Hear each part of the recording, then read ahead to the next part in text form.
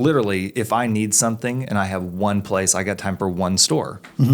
Yeah. I'm gonna go to Walmart. Yeah. And ideally, as an insurance agent, great segue, not sponsored by Walmart, great segue into the insurance agency wink, wink, nudge, is nudge. that, you want to be that one-stop shop for everything that the client could potentially need. Yeah. And if you're not that stop, you at least have an expert in your back pocket.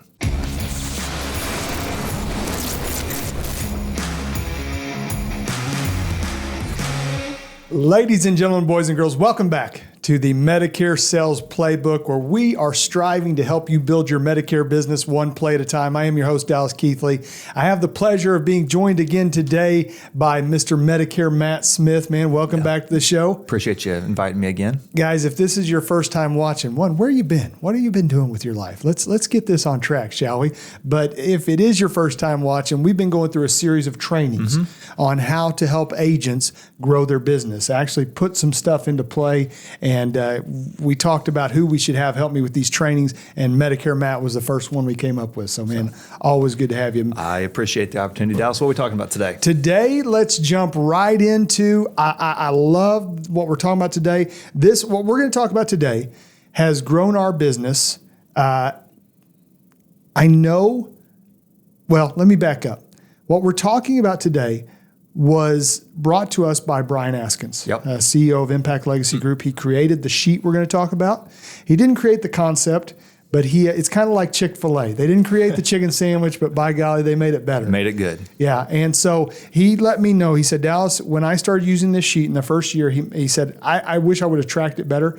But he said, it made me over $1 million. And on his podcast that we released earlier this year, he talks about that.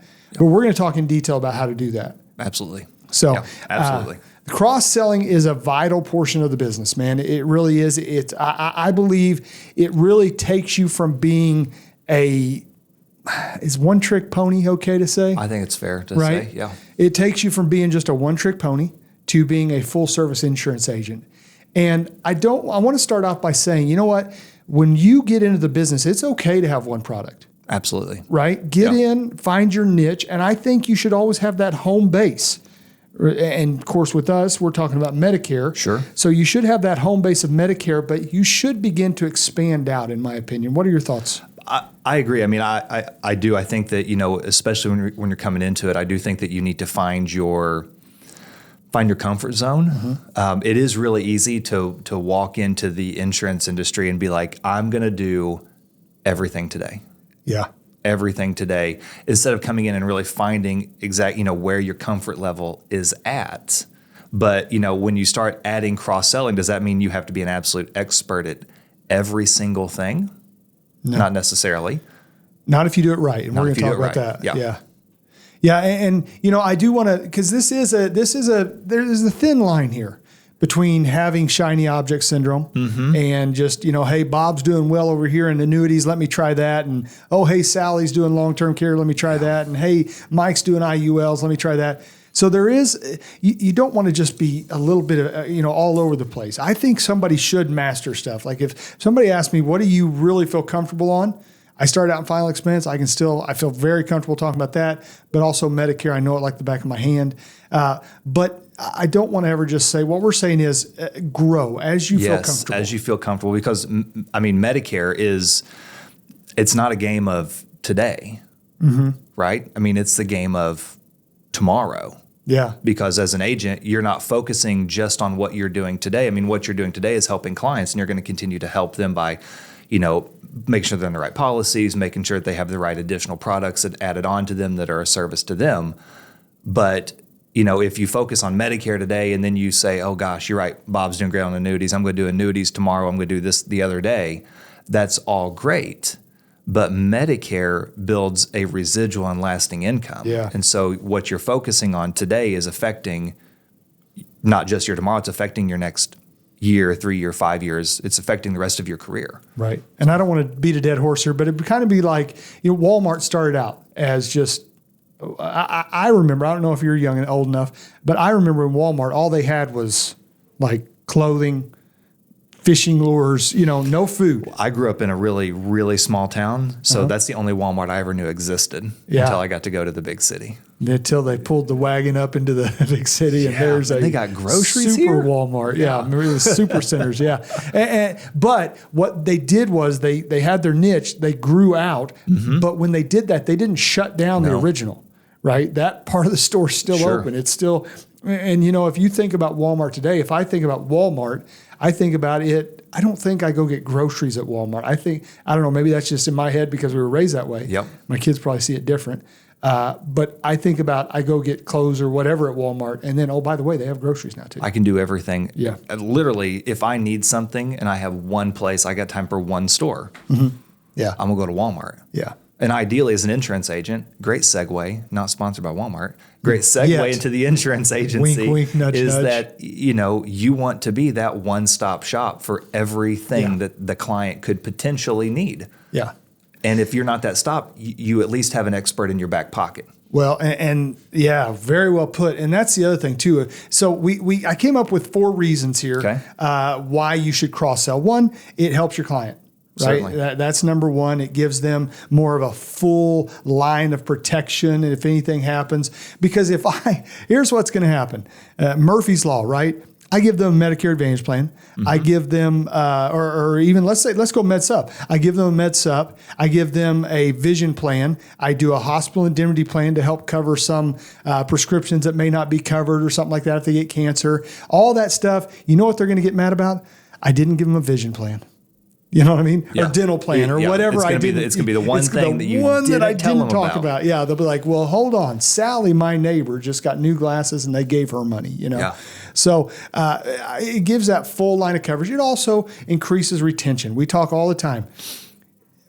New agents don't realize this, but we've met agents that are making $30,000, $40,000 a month in residual income. Right? Yeah. To them, protecting that is more valuable than adding a new client. Oh, without doubt. And if you say, okay, look, you have a $40,000 a month book of business, the way to protect that is to sell a dental, vision, or hearing plan. Then they listen. If you just say, hey, you need to sell more dental, vision, or hearing, they're like, ugh, why? But if you say, look, you will keep 10% more of your business by adding a vision plan, then they're like, okay, that makes sense because, it's a pain to sell this, but I'm adding on to it. Sure. Right? Another reason is, of course, it increases your pocketbook. You're going to grow and find stuff. But I want to get to Brian Askins' story and talk about why he did this. So Brian was sitting there one day, and he had a gentleman, I believe they were writing a Med Sup or maybe even just doing a renewal, right? Yep. And the gentleman was sitting there, and they were just talking back and forth about, hey, how's your day? How's it going? And Brian said, this plan that he was going to, even if it was a Med Sup, it was going to make him like $300, And so Brian was sitting there going through the application. Hey, how's your day? How's things going? Great. And the guy said, man, I just, I did my taxes this week. I went to my financial guy. He wrote me an annuity. And Brian said the guy must have saw his face kind of drop because the guy goes, Brian, you don't do annuities, do you? And Brian said, at first he was upset with him, but then he realized if somebody doesn't know I do something, that's not his fault. It's not his. That's my fault. And we work so hard to establish ourselves as the Medicare expert. I even remember when I was selling life insurance, I would grab people's phone with permission, and most of the time, and I would type in Dallas, and under the company, I would put life insurance guy. I'm the life insurance guy. Yeah. And so that's like them thinking about going and buying a boat at the not boat store. And that was the worst illustration I have ever given in my career. I think you painted a good picture, though. Yeah, right? The not boat store. We establish ourselves as that guy, and then this is foreign to them. To us, we're in the business. We know it all runs together. Sure. Right? So he said, Brian, I already did it over there. And, of course, with annuities, you can't just go back and say, like, hold on, I want to move it over here. They've got penalties and all that stuff. He said, Brian, can I give you a piece of advice? And Brian said, well, yeah, I think I need it. And he said, if you would, if I were you, I would make sure, I would have some way that I would make sure everybody that I spoke to knew exactly what I did. And that's when he came up with this form right here. Guys, Adam's going to put this up on the screen for us, but this is what the form looks like. And if you guys want this form, we would love to give it to you.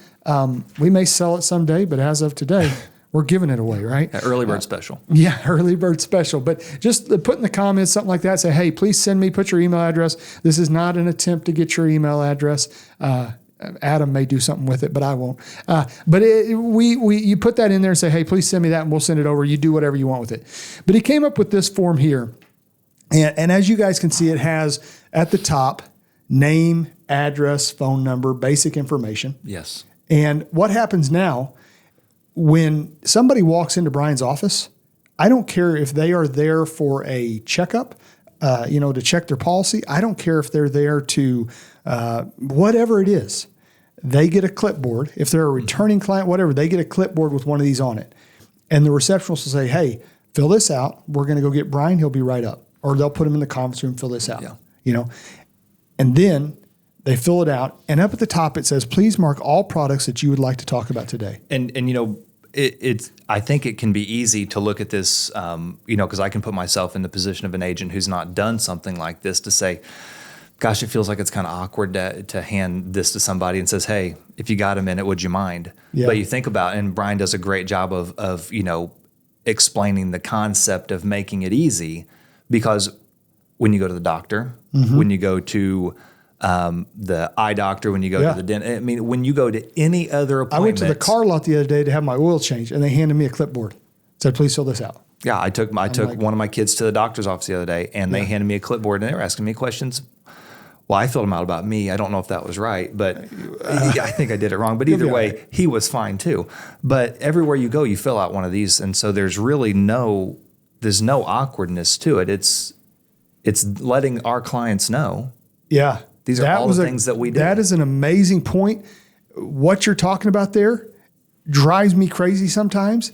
Be the professional. You don't walk into your doctor's office and he say, hey, okay, if it's okay with you, could you take your pants off? And that's the most awkward question you could ever ask someone, right? Sure. But he walks in, the nurse or whatever says, hey, take your pants off, put this on. They're not asking, and you don't question it.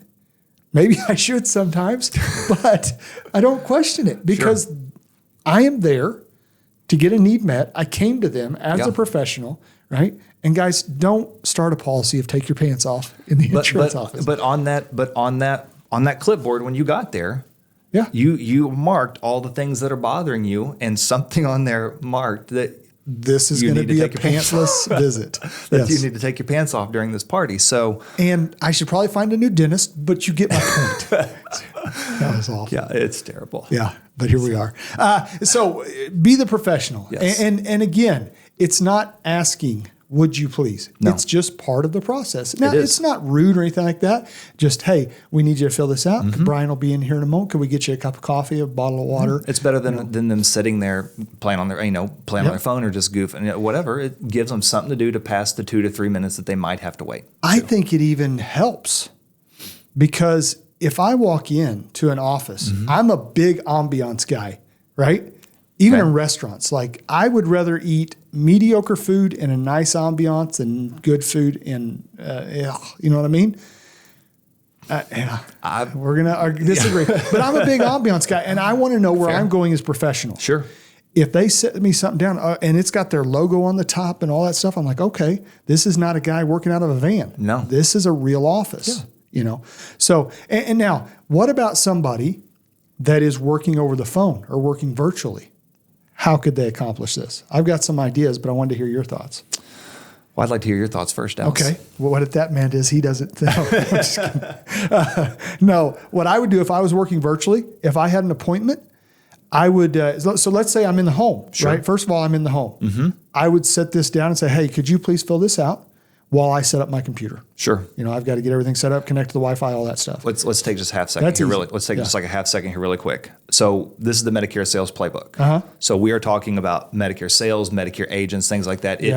It is important. We don't want to talk about compliance a whole lot because that's that's not an exciting topic. I enjoy talking about compliance. If you want to, we'll talk compliance. But it is important to know what you can and cannot Right. cross-sell. Yeah. If we're talking cross-selling, it's important to know that as a Medicare agent in a Medicare appointment, there are certain things you cannot. So how can I know what I can and can't cross-sell an appointment? I think an easy rule of thumb is a scope of appointment.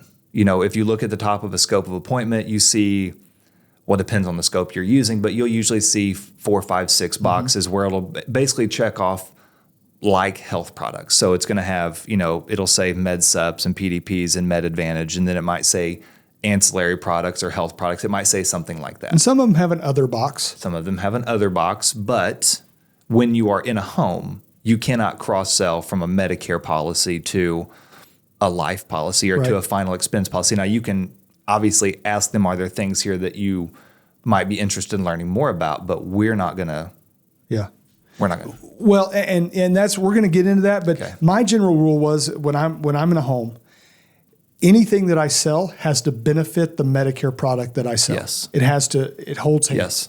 Yes. Dental, vision, hearing, hospital indemnity, long-term care, not really. No. That I've heard agents be like, yeah, but it doesn't hold hands. It's fine line there, I think. And I wouldn't cross a fine line. I wouldn't. Yeah. Not in Medicare. So great point. So yeah, great point. And you always want to stay compliant. When in doubt, schedule another appointment. Sure. Right. Yeah. And we're going to talk about how to do that. But I do love that you bring up stay compliant with this stuff, because that is, a lot of people see cross-selling. They're like, you can't do that. Yeah. Just take a look at your scope. Yep. What it says on the scope. And, it's kind of the old, what they used to do in school when people would ask if their shorts are long enough. It's like, well, if you have to ask, it's probably not. Yep, so exactly. if you feel that there is like, I don't know, I wouldn't. Exactly. Schedule another appointment. Great point. Yeah. So in home, that's easy. I'm sitting there, fill this out while I do this. Virtually, if I can, I would, the night before, look at all my appointments that I have coming up the next day, virtual appointments. I would let them know when I set the appointment, hey, I do have a piece of paper that I need you to look at, and you may not be able to fill it out. If you can print it out, fill it out, great. If not, just please take a minute, 5 minutes before our appointment, to prepare for our appointment, to look at this sheet of paper. And I would email them that the night before. That's great. Before the appointment. If I'm on the phone, just doing an over-the-phone appointment, that's a little more difficult. What I might do is I would either email it to them and say, if I know the night before, hey, can I email you something to prepare for the appointment? This really helps me out. It'll save time. I heard a guy say that once, and I thought, that is brilliant. It will save time because I'll know exactly what you want to talk about. Because think about this. For me, I'm ADHD to the core, baby. Okay. My biggest concern walking into an appointment, the thing that is in my head is, how long is this going to take? Is this going to be 3 hours? Is this going to, am I going to die here? How long is this going to take? So when somebody says, hey, this will help me speed up the appointment, hands me that, I don't care what it is. Like if I need to prick my finger and put blood on it, I'll do it. How long do you think, just in general, like if you're doing a Medicare, a first appointment with a new client, how long do you think a Medicare appointment in your mind, like how long would you allot for that? Would you allot an hour? Yeah, hour at least. Okay. Because now it may not take an hour, but yeah, if you're doing all of your appointments and they're 9 minutes, you're going to get a call from the Department of Insurance. Yeah. Because you're not doing something. So, but great question. So let's get into it. So we've talked about why we do it. So this guy, came in and said, Brian, put down all your stuff. Brian did that. And they get this every time. So now what it does is it says, please mark all the products that you would like to discuss in your appointment today. So the first thing they have to do is read through that, right? Yep. That immediately makes them aware, because even if I know I'm going to talk about Medicare, okay, I've got to find Medicare, right? So I'm going to read life insurance, annuities, hospital indemnity. And I don't know how many times Brian said that people have walked in and go, oh, you do long-term care? Yeah.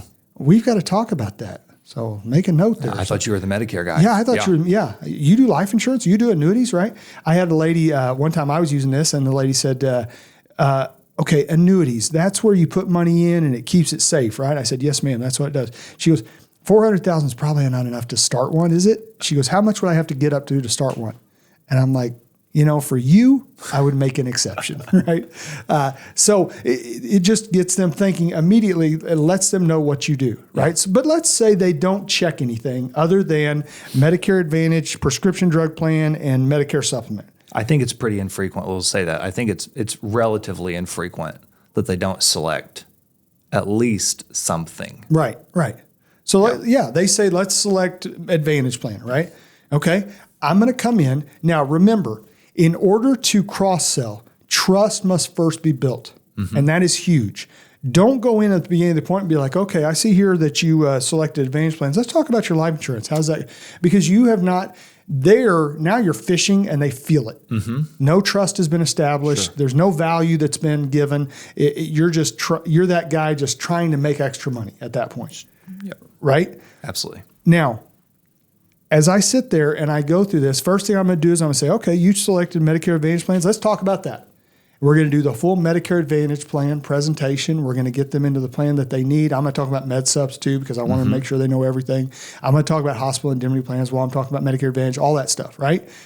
Then when I'm done, when I've provided the value after the sale, I'm going to come back to this and say, now, Mr. and Ms. Prospect, I want to make sure here, you check Medicare Advantage plans. Do you feel like we have covered everything that you spoke about or everything you checked today? Are you happy with what we've done?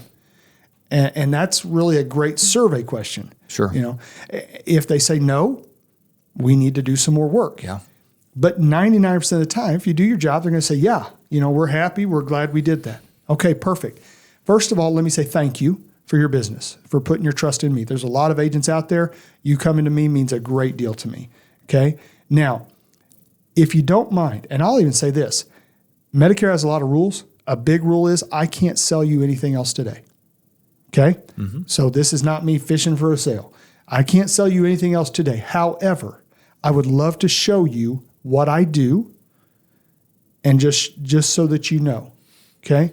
Then we have a question for every one of these, right? Sure. So up top is life insurance. So I would ask the question with life insurance. Now, do not ask, do you want some life insurance? Yeah. Can I sell you a policy today? Would you like for me to take more of your money, right?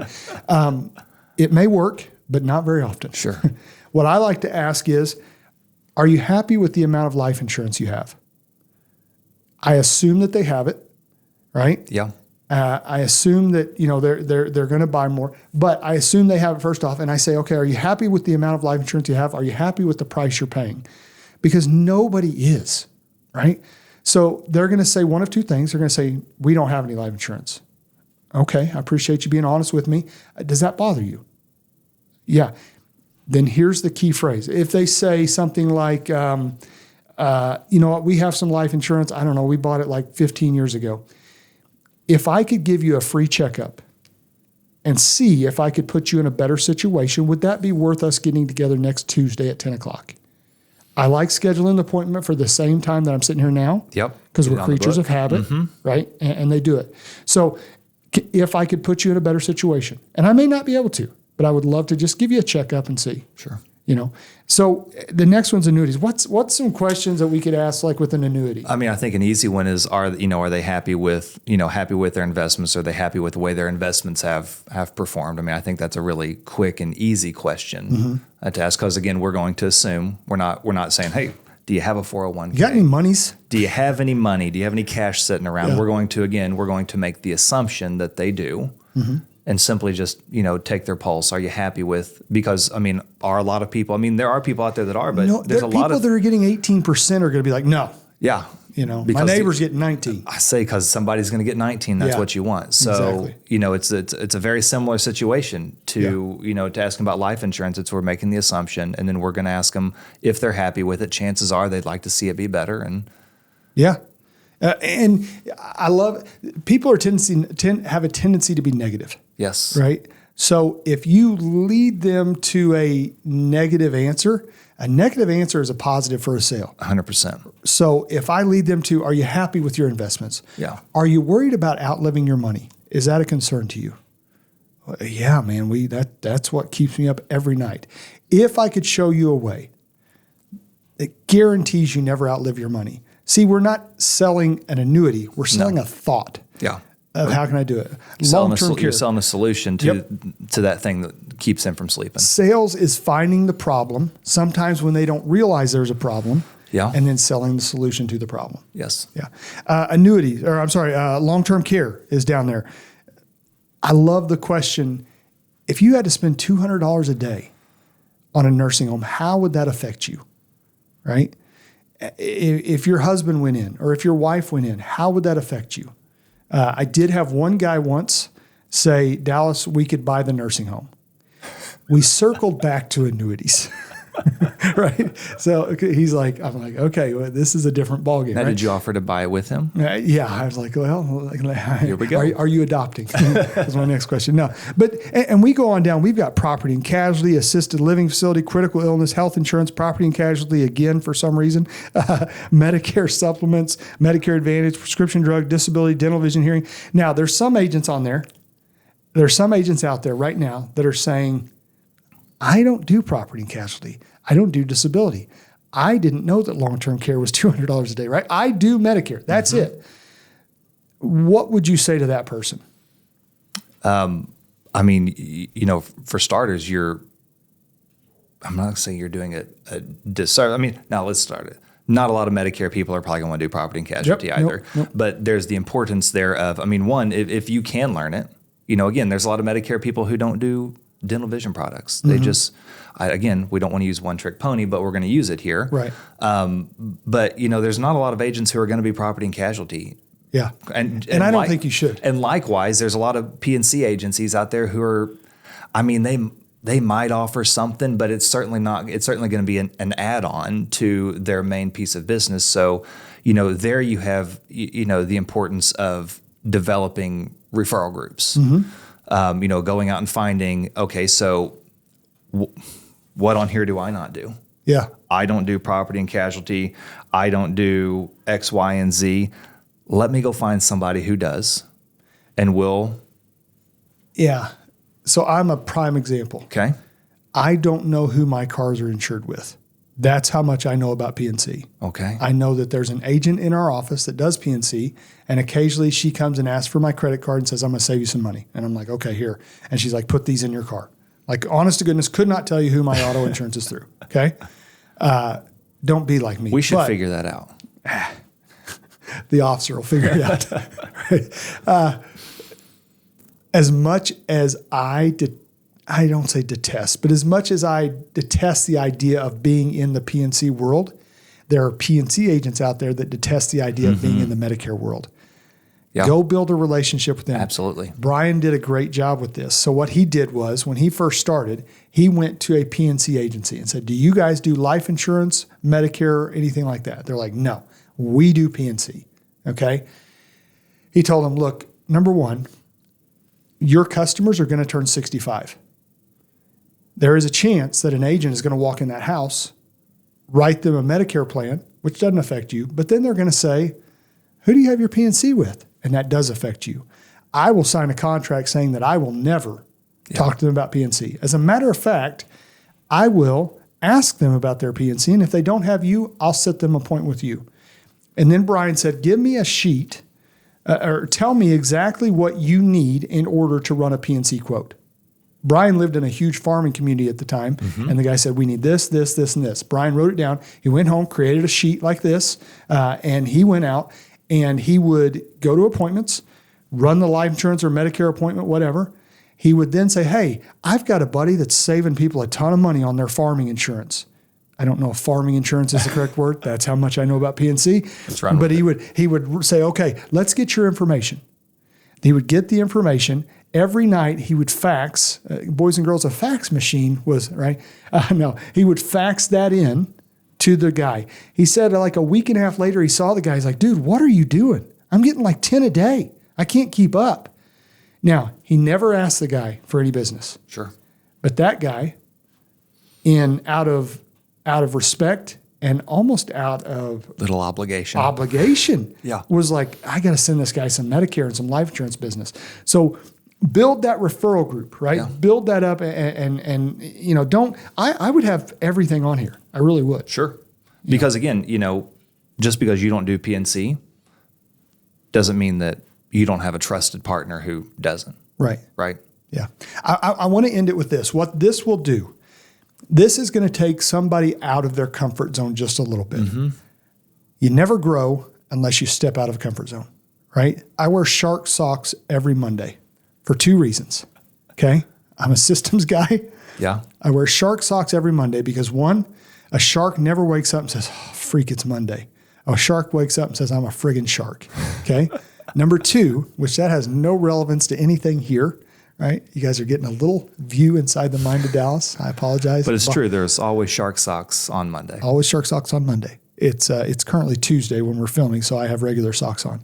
I almost showed them, but that's okay. These jeans are tight. Okay. We digress. Yeah, let's go. Second reason I wear shark socks. A shark has got to be moving forward or it will die, right? In your business, if you are not growing, there's very little time when a person is just stable. Sure. They're either going forward or they're going backwards. Get outside your comfort zone. Start the products you should be selling as a Medicare agent, in my opinion. Tell me if I'm wrong. Hospital indemnity plans. Yep. Advantage supplement. Hospital indemnity plan. Dental, vision, hearing. Of course. Accident products. Maybe. Yeah. Really, I would make sure I'm starting there. Yeah. But then venture into life insurance. What some agents do, bring on a life agent that you under your wing and do that. Also, have a great FMO, IMO, whatever that supports you and can help you and train you. If you don't, reach out to somebody that you see that is successful and say, hey, who's your FMO? The last thing I'll say, though, is this is going to make you a full service agent. It's going to take you from being that part-time agent that is thinking about doing insurance, right? It's going to make you quit your second job, and it's going to get you into the business and get you writing a lot more business, which is really the goal, right? Absolutely. I mean, you want to do this full time. You want to be the one-stop shop for everybody.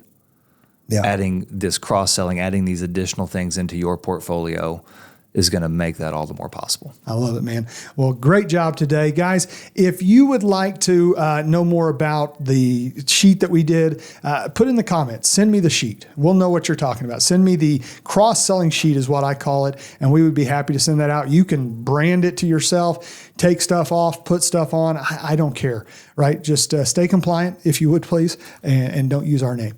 But we do appreciate you guys and everything that you do for the show. Please comment what you would like to see. What do you need training on? What are some things you may have an idea that says, Dallas, this helped my business, and you would allow us to get it out there. We may even interview you, if you have something that changed your life and you are growing in your business. But like, comment, subscribe. Please share, help us get this podcast out there and help more people. Thank you guys again. Thanks to our producer, Adam, always doing a great job in there. And appreciate you guys. We'll see you next week on the Medicare Sales Playbook.